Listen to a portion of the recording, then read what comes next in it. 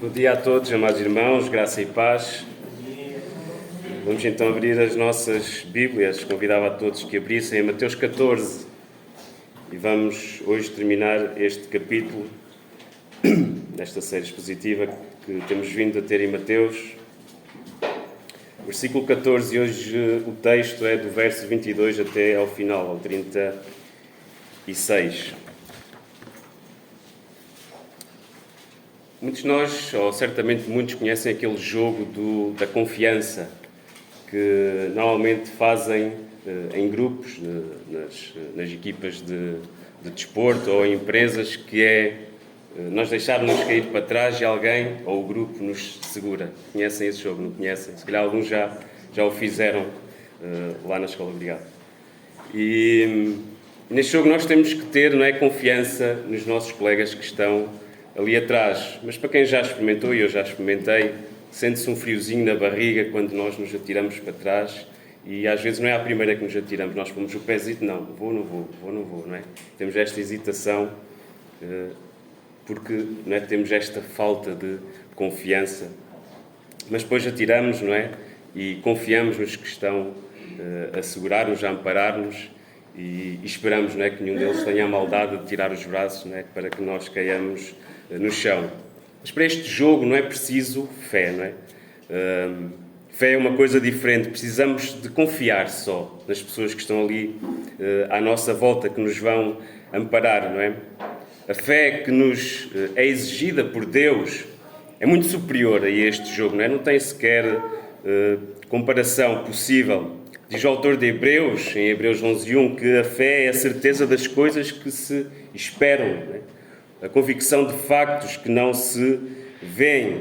Nós temos fé, e fé é isto, nós temos fé num Deus soberano, todo-poderoso, não é? Temos fé porque Deus, Ele não falha nas suas promessas. Mas a nossa hesitação, quando a nossa fé é posta à prova, essa é muitas vezes maior do que neste simples jogo que eu acabei de dizer, neste jogo de confiança. E uma pergunta para nós esta manhã, para reflexão. Quando somos chamados a ter fé, nós abraçamos a nossa fé sem medos? Ou depositamos a nossa confiança em algo visível, em algo material? Ou nos nossos sentidos?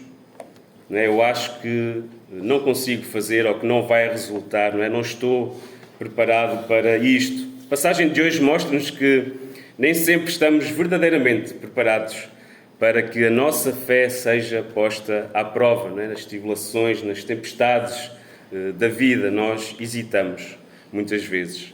Mas ainda assim, Deus, na sua imensa misericórdia, sabe o quanto nós precisamos da sua mão para nos amparar nestas ocasiões de medo, não é? De hesitação.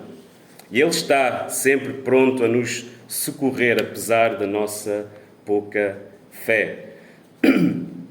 E antes de irmos ao texto, há um pequeno contexto, relembrar da semana passada, não é, que Jesus acabara de surpreender os discípulos com o milagre da multiplicação dos pães e dos peixes, bem nos recordamos, alimentando cerca, não é, ou um pouco mais de 10.000 pessoas junto à margem do mar da Galileia. Jesus, contrariando o plano dos discípulos, não é, que era despedir as multidões antes de anoitecer, para que esta multidão pudesse ir nas cidades vizinhas arranjar o que comer, não é? Ali perto, porque eles estavam num sítio deserto, como diz o texto, não é? Sem ali casas por perto.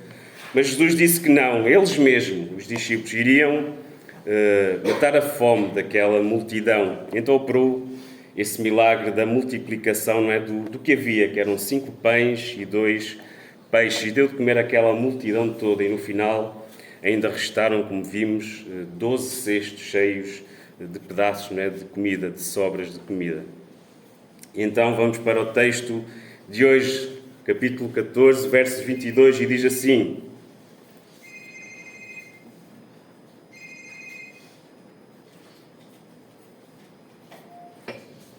Diz assim o texto: Logo a seguir compeliu Jesus os discípulos a embarcar e passar adiante dele para o outro lado. Enquanto ele despedia as multidões... Deixe só acabar para nós estarmos atentos ao texto.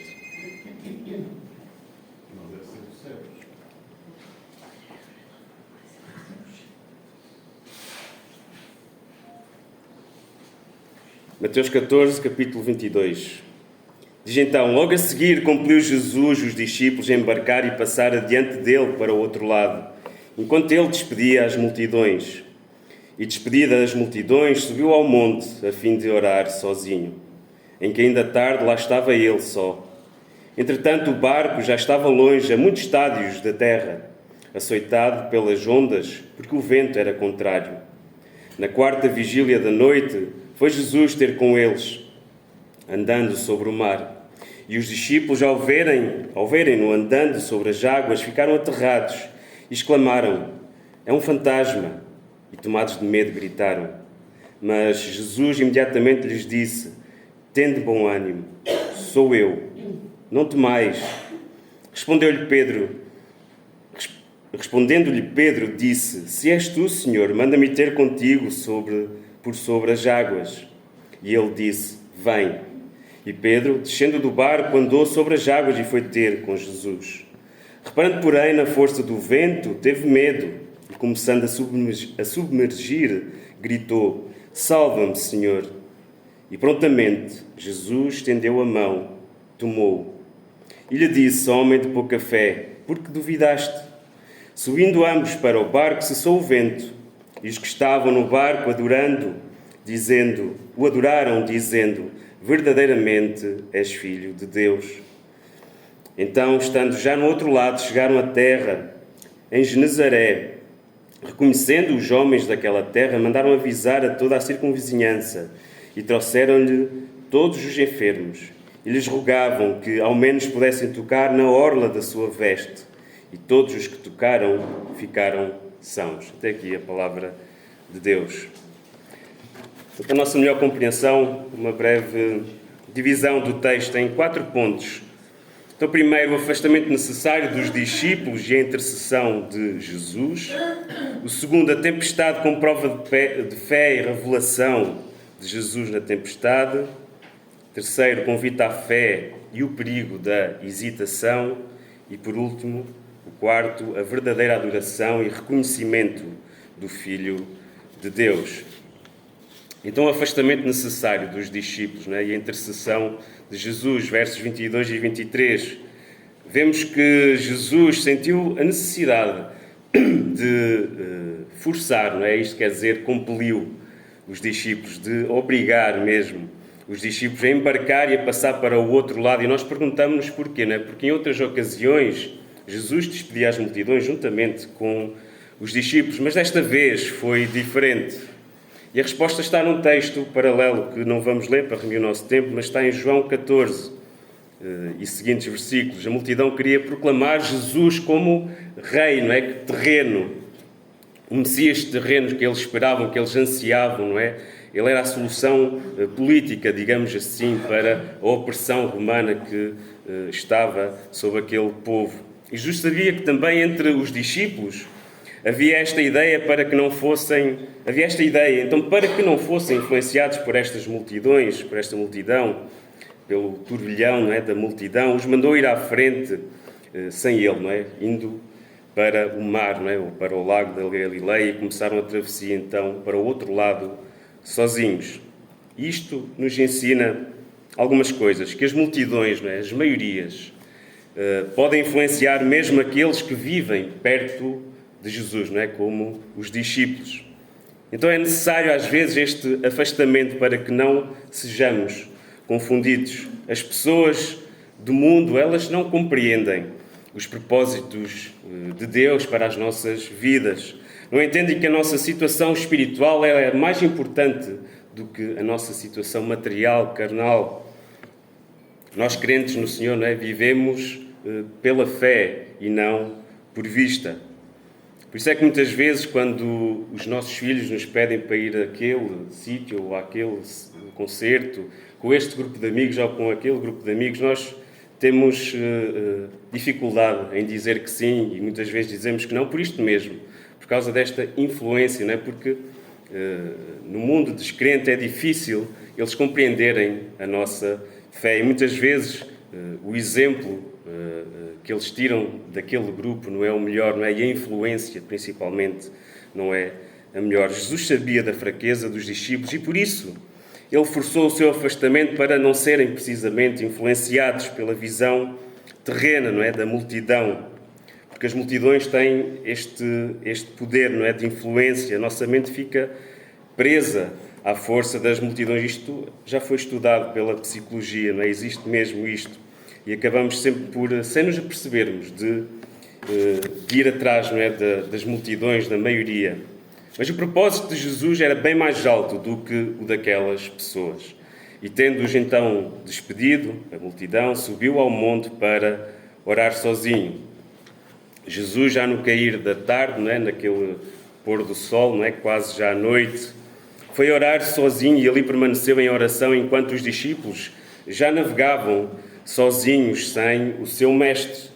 Jesus, nós vemos pelos relatos todos, que tinha a oração como um alimento essencial na sua vida. Ele podia até dormir mal, ou nem dormir, ou nem comer, mas a oração ela era inegociável. Ele ora não para que também os outros vejam não é, a sua piedade, mas ele isola-se e ora sozinho. Jesus estaria em oração não só por si mesmo e pelo cumprimento da sua missão, mas também estaria intercedendo certamente pelos discípulos, não é, que iam precisamente a caminho de uma tempestade, como lemos. Jesus sabe todas as coisas, ele sabia para onde é que iam os discípulos.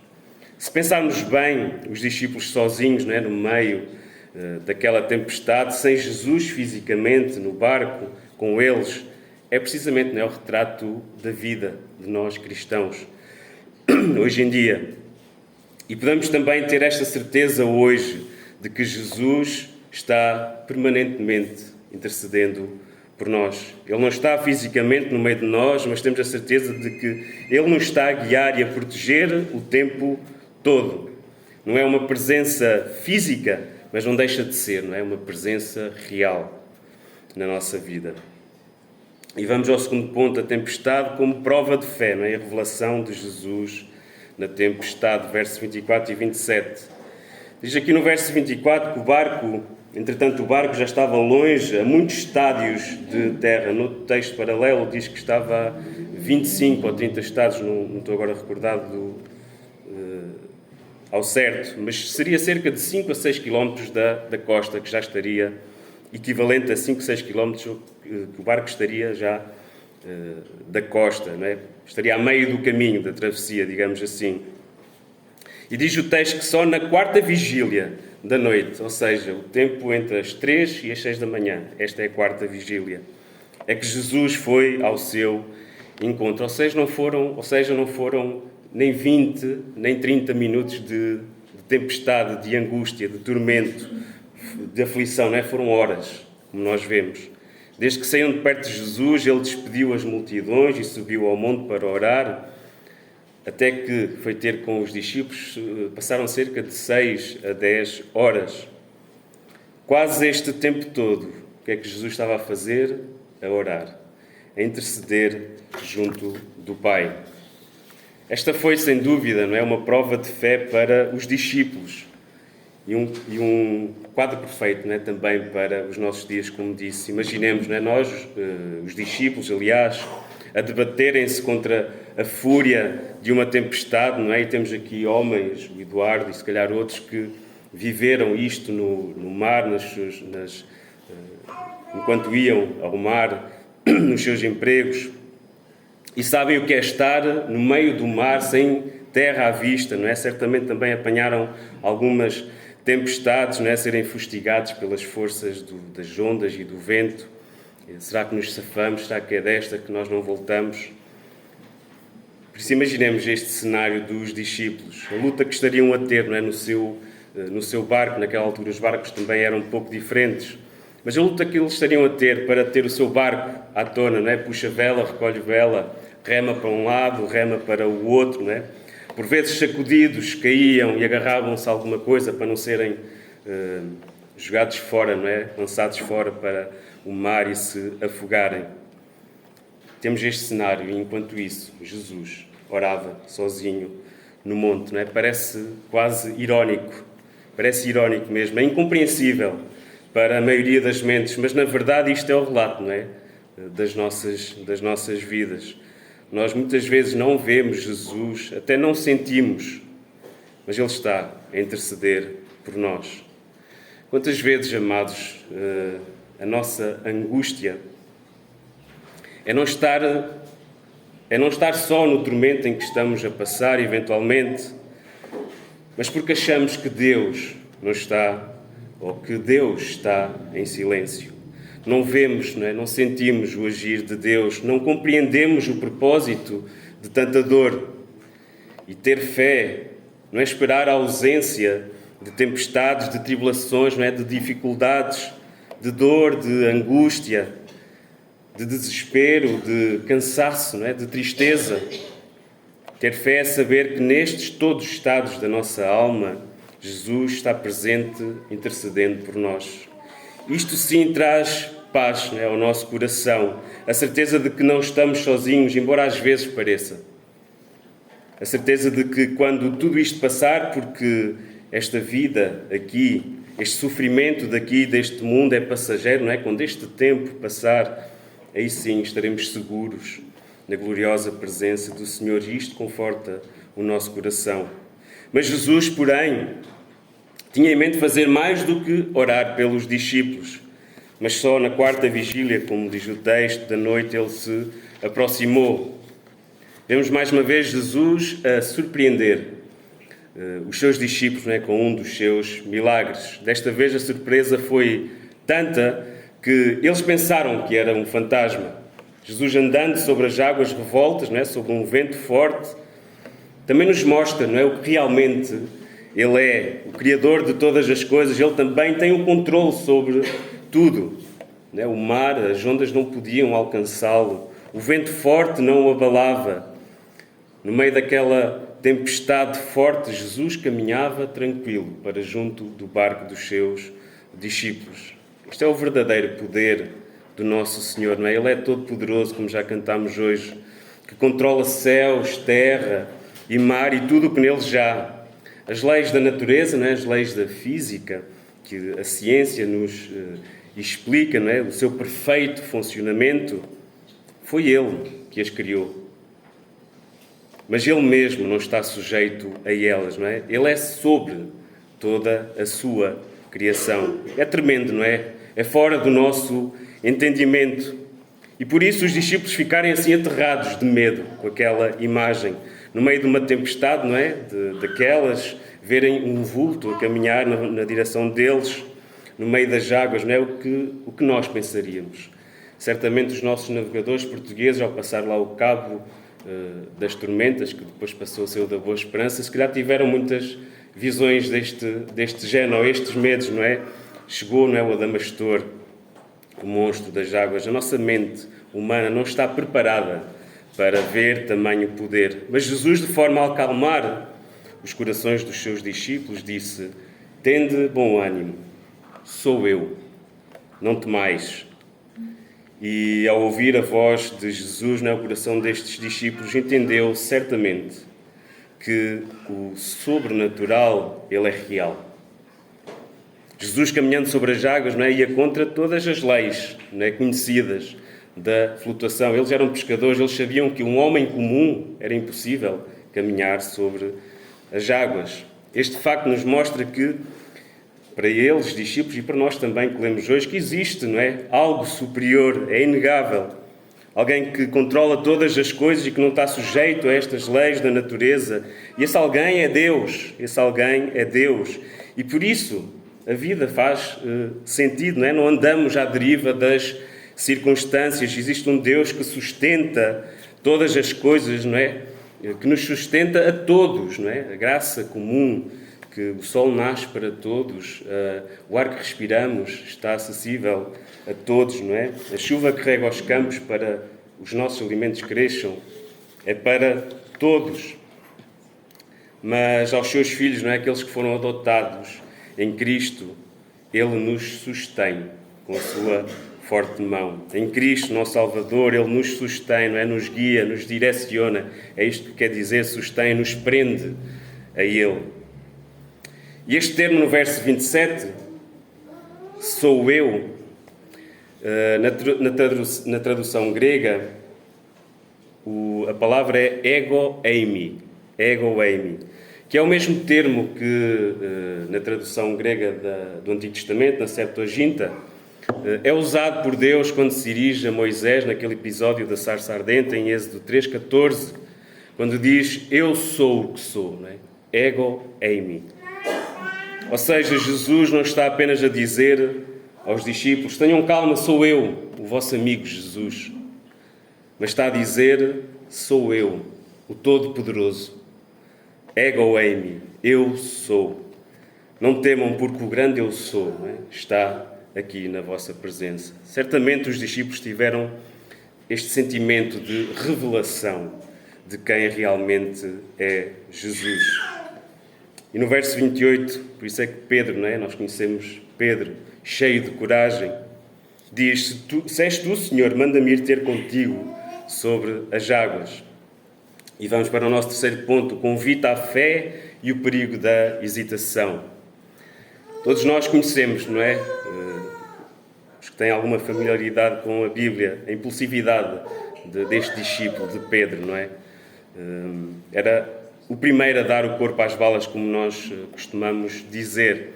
Houveram vezes que a sua impulsividade até o traiu a ele mesmo, não é? Fazendo fazer coisas que ele não se achava a fazer. Todos nos recordamos, não é, que ele ainda negou 3 vezes Jesus antes da sua crucificação. Mas desta vez Jesus diz a Pedro: vem. E Pedro, descendo do barco, verso 29, com os olhos certamente postos no Senhor, no seu Mestre, saiu do barco e por um tempo também ele caminhou sobre as águas. Pedro, assim que ouviu a voz de Jesus dizer: vem, não é? Ele foi. Não nos esqueçamos das circunstâncias, não é? No meio da madrugada, sacudido por aquela tempestade, certamente cansado, não é? Mais de 6 horas a ser ali fustigado por aquela tempestade, ele dá este passo de fé, não é? Confia em pleno naquele que disse: vem. E Pedro desce do barco e vai. Este é o convite, não é? À fé. Viver pela fé. E a pergunta para nós é: crês tu que Cristo é capaz de te suster sobre as águas? Eras capaz de largar o que tens de mais seguro na tua vida para ir ter com Cristo? Para Pedro, o barco era a sua segurança visível, a sua segurança material. Mas ele deu este passo de fé, não é? Abandonando aquilo que lhe era mais seguro, não é? Naquela circunstância, no meio da tempestade. Quantos de nós não estamos a não querer largar aquilo que nos parece fazer sentir seguros, seja a nossa carreira profissional, seja o nosso grupo de amigos, seja algum vício, algum pecado de estimação, ou mesmo algum relacionamento que nos traz uma sensação de conforto ou segurança, mas que na verdade não o é. Estamos dispostos a largar alguma coisa, alguma destas coisas, para seguir Jesus? Deus tantas vezes nos retira as seguranças às quais nós nos apegamos demasiado. Querer dar um passo de fé em direção a Cristo é muitas vezes, se não sempre, largar a mão do nosso último apoio, como Pedro, em direção ao nosso verdadeiro porto seguro. E não confundamos fé com imprudência. Fé não é dar um salto no escuro. Reparem que Pedro só avançou quando Jesus o chamou. Pedro tem um ato não só de fé, mas de devoção, não é? De obediência. Pedro por si só era incapaz de tomar esta decisão, não é? De saltar o barco e andar sobre as águas. Aliás, se o fizesse, no mesmo instante, ele se afundaria. Mas ele o fez porque Jesus o capacitou, não é? Jesus disse: vem.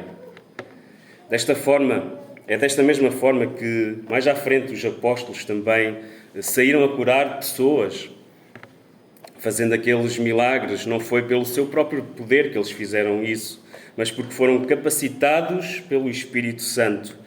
Eles operaram aqueles milagres porque Jesus lhes concedeu a autoridade sobre a natureza, não é? Daí eles conseguirem operarem aqueles milagres. Mas avançando, verso 30, bem ao estilo de Pedro, assim como deu este passo de fé, pouco depois vacilou, não é? Hesitou. Ao sentir que o vento forte lhe batia, ficou com medo e começou a afundar-se. Amados, mais uma vez, esta é a imagem de um crente, não é? Este episódio tem uma aplicação básica, que é: não devemos tirar os olhos de Jesus. Não devemos tirar os olhos do nosso Mestre. Enquanto Pedro caminhou olhando para o Senhor, certamente, para o Senhor Jesus, ele caminhou seguro sobre as águas, diz o texto, mas assim que os seus sentidos falaram mais alto, não é? Assim que ele sentiu o vento forte, a agitação do mar sob os seus pés, ele se distraiu do alvo e teve medo, não é? E começou a afundar-se. E nós somos assim, não é? Quando a vida nos vai bem, é fácil dizermos que temos fé. A verdade é esta. Desculpem a expressão, temos fé para dar e para vender. Quando a vida nos vai bem. Deus é bom, Deus é abençoador, graças a Deus por isso. Deus é bom, Ele nos tem protegido, nos tem guiado, nos tem livrado, não é? Deus é bom. Mas quando vêm as tempestades da vida, não é? Alguma doença, algum problema no seio familiar, etc., não é? Ou seja, quando os ventos sopram contra, a nossa fé parece não chegar para nos manter à superfície. Mas, amados, Deus continua a ser bom, ou não? Continua. Deus é bom. A hesitação de Pedro é a nossa hesitação, não é? Uns mais do que outros, certamente, mas existe sempre, nem que seja lá atrás, escondido, no cantinho da nossa mente, uma sensação, não é, de medo que nos assalta a fé. Nós somos assim, ainda estamos presos, não é, a esta carne. E o combate contra esta carne, ele é diário, é permanente, enquanto aqui andarmos neste mundo. Medo é algo intrínseco ao ser humano. Ter medo faz parte, não é? Deixa-nos alerta, faz com que sejamos prudentes. E um pequeno parênteses, no meio militar, que eu conheço, diz, e espero que compreendam a expressão, diz que o cemitério está cheio de corajosos. Já ouvimos esta expressão certamente, não é? Porque os corajosos dão o peito à morte, não é? Abraçam a morte. E abraçam de tal maneira que lá estão, não é? Que morrem. Ou seja, é bom ter coragem, não estou a dizer que não é bom ter coragem. Mas compreendem certamente o que eu estou a dizer. É bom ter coragem nos momentos em que a coragem resolve problemas maiores, não é? Perante um dano menor. Caso contrário, não é coragem, não é? É imprudência. E não posso, puxando para a minha situação profissional, pessoal, eu não posso perder uma equipa inteira para tentar salvar, por exemplo, uma casa de pedra ou um pedaço de mato, não é? Ou mesmo uma só pessoa que está isolada. Isto é frio, não é? É calculista, mas é a realidade. E claro, não é, que se esgotam todas as tentativas e mais algumas. Muitas dessas tentativas já roçam, não é? A imprudência, não é? Nós somos humanos, não é? É uma vida que ali está. Mas ter coragem não é ser imprudente. Por isso o medo é um freio, não é? Um alerta que nos ativa este instinto, não é? De sobrevivência. Fechando aqui o parênteses, ou seja, ter medo faz parte, mas quando o medo assalta a fé, como diz o coro que nós por vezes cantamos, esse medo prejudica a nossa caminhada com Cristo e começamos a afundar-nos no mar das tempestades da vida. Assim como Pedro, que tomado pelo medo das circunstâncias, não é, começou a afundar-se, tirou os olhos do Mestre, não é, tirou os olhos do alto, do sobrenatural, do Todo-Poderoso, e distraiu-se com as coisas naturais, não é? Com o vento e as ondas. Um comentário de Sproul diz assim: nós somos como Pedro. A natureza é forte demais para nós. A natureza é forte demais para nós. Jesus, mais à frente, em Mateus 26, 41, vai dizer aos seus discípulos, lá no jardim de Getsemane, quando mais uma vez se retirou para orar e levou consigo Pedro, João e Tiago, e os apanhou a dormir por 3 vezes. E na primeira vez disse: orai, vigiai para que não entreis em tentação. Na verdade, o espírito está pronto, mas a carne é fraca. Mas a carne é fraca, a natureza é forte demais para nós. Então a nossa primeira reação não será dizer que Pedro perdeu a sua fé tão rápido, não é? Passou de saltar de borda fora, tendo um gesto de plena confiança no seu mestre, para de repente hesitar porque sentiu que os ventos eram muito fortes. Nós também somos assim às vezes. Deus faz-nos, ou vai-nos aperfeiçoando, é bom que assim seja, Deus vai-nos aperfeiçoando, mas ainda temos os nossos medos e tantas vezes nós hesitamos. E bom será, amados, bom será se perante o medo que nos faz duvidar, nós tenhamos o mesmo clamor que Pedro teve logo a seguir.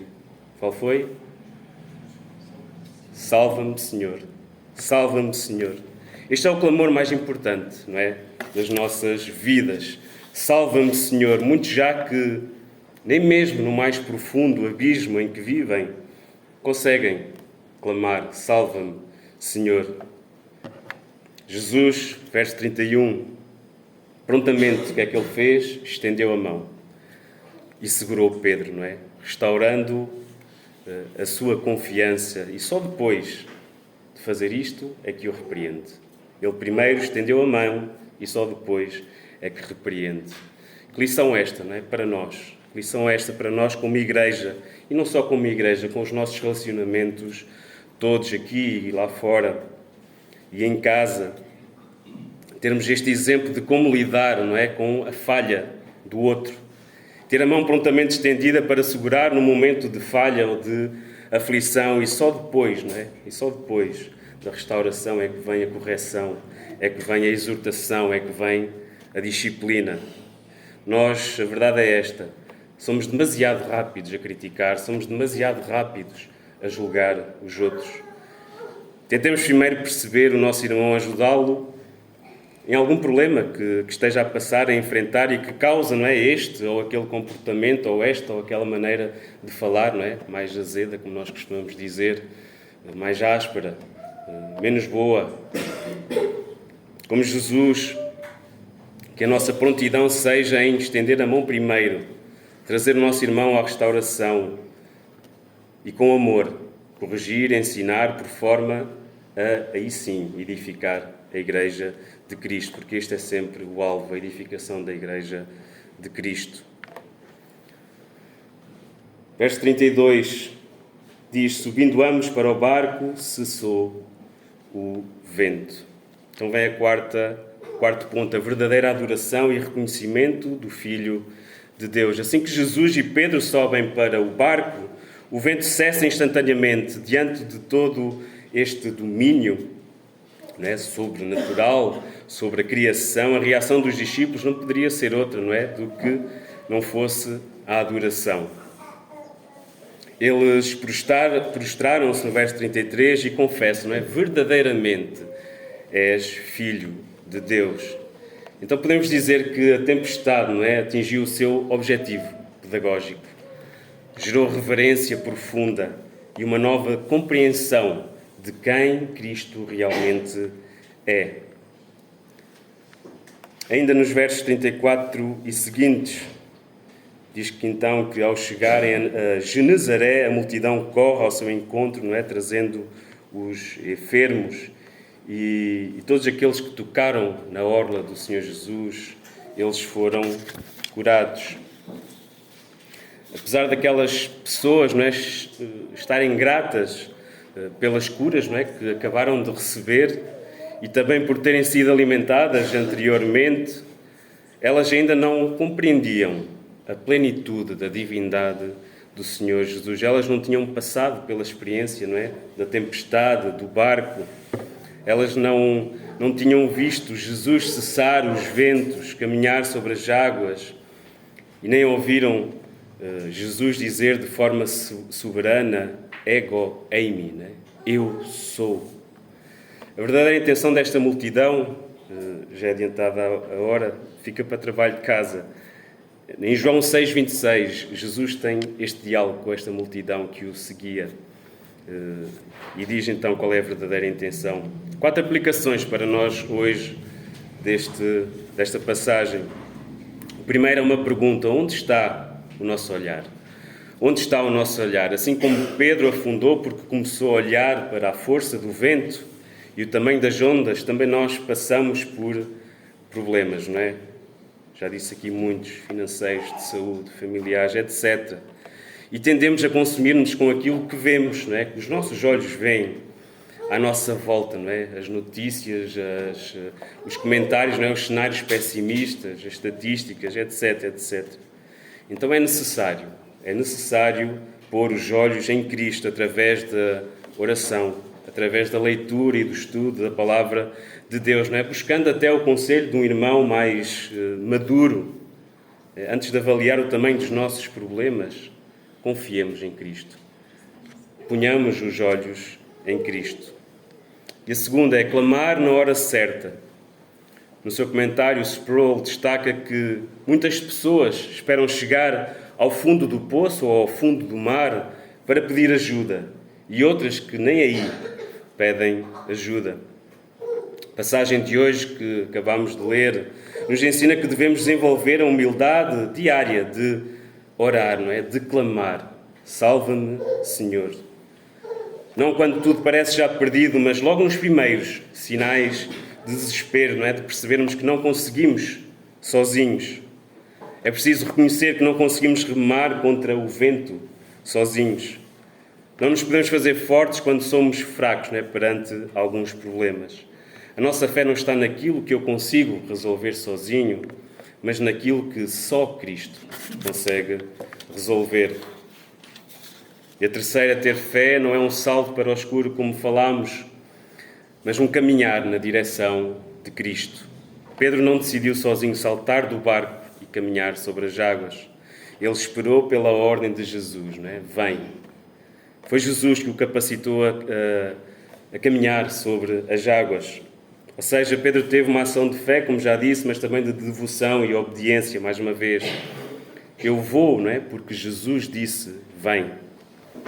Nossa fé está no poder de Cristo, naquele que salva, cuida e sustenta todas as coisas. Nossa fé está em quem Cristo é. As nossas decisões não são, então, por impulso, mas porque temos a garantia de que o Senhor, que é sobre todas as tempestades, Ele está connosco. Isto leva-nos à última aplicação e última dependência total, não é? De Cristo nas nossas vidas, quer na vida pessoal, quer na vida da Igreja. Nós não fazemos nada, não é? Por mero ativismo ou por conveniência ou porque parece bem, porque é apelativo, mas fazemos porque a palavra de Deus nos diz para fazer. A capacidade, também nos recordemos que não está em nós, as nossas capacidades individuais, mas a capacidade, a sabedoria necessárias, elas vêm de Deus. É o Espírito Santo que capacita, nos dá a direção e nós temos que nos submeter diariamente à sua vontade, não é? E como? Mais uma vez, orar sem cessar, vigiando, não é? Lendo, estudando a palavra de Deus. Uma igreja saudável não é aquela que está cheia, graças a Deus, porque a igreja está cheia e que continua assim. Mas uma igreja saudável é aquela que é bíblica, não é? E para ela ser bíblica nós temos que conhecer a palavra de Deus, temos que a ler. Uma igreja saudável é aquela que depende de Cristo, é aquela que depende de Cristo, do seu amor. Isso também reflete-se nos relacionamentos uns com os outros, não é? Na unidade da igreja, não na uniformidade, que é diferente, mas na unidade, não é? Na unidade em Cristo. Quando pregamos o amor de Cristo, não estamos a negar a sua santidade, não estamos a negar a sua soberania, nem a negar a reverência que só Ele merece. Pelo contrário, foi através deste amor único de Cristo, não é? Amor, o ágape, o amor sacrificial, não é? Incondicional, que Cristo transforma cada um dos nossos corações, e é através da renovação da nossa vida que Jesus nos leva a contemplar esta santidade, este poder de Jesus, não é? E a sua soberania sobre todas as coisas. E para terminar, somos de Cristo, não é? E é de Cristo que dependemos totalmente. É em Cristo que nossos olhos devem estar permanentemente postos, em Cristo. Nesta travessia da vida como discípulos de Jesus. Somos dependentes em absoluto do amor e do poder do Mestre, que é Jesus Cristo. Que a palavra de Deus nos abençoe.